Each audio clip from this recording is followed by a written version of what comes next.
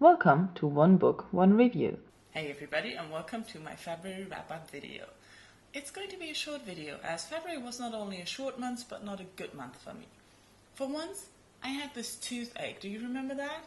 And it was just a prelude to a root canal, and I don't know if anybody likes having that, but I don't. So, I didn't get much reading done, I only read 3 books. The first one was Extremely Loud and Incredibly Close by Jonathan Safran Foer.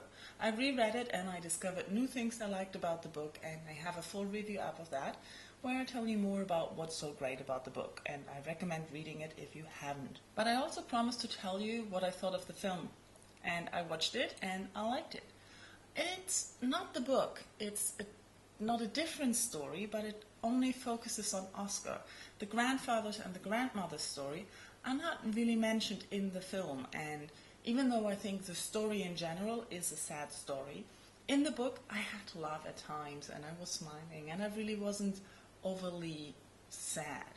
In the film I was just glad I was watching it alone and I didn't have anybody sitting next to me because I was crying at points. It was just really emotional, and the film made the story more sad than I had the feeling the book made it.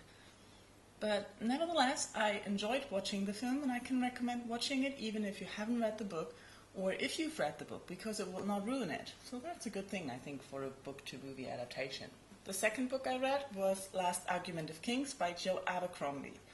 It is the last book in the First Law trilogy, and I really liked reading it, but it was a monster read. Look at that, it's like 500 something pages, and the book is big.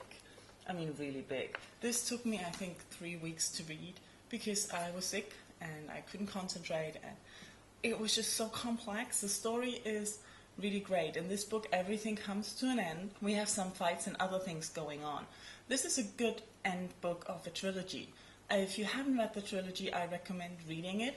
I didn't put up a review of this book alone. I put up sort of a review of the First Law trilogy so that I wouldn't spoil anything. So I recommend reading this for everyone who loves dark fantasy. After the big read, I was in need for a quick short read. So I started Fiji Wodehouse, Stiff Upper Lip Jeeves.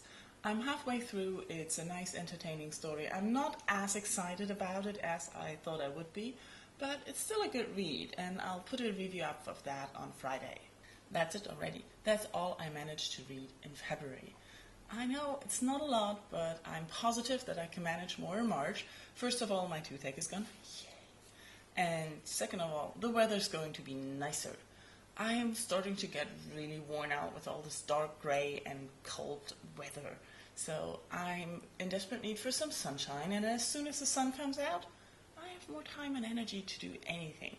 And also in March, my birthday is coming up, and I cannot buy new books or get new books until I've read some of those outside. So for March, I have a goal of reading more books. And also in the beginning of March, the 5th book in the Parasol Protectorate series comes. Timeless. So I'll be waiting for that in my mailbox. So what about your months? Was February better for you, or did you have a bad reading month as I did? Let me know in comments.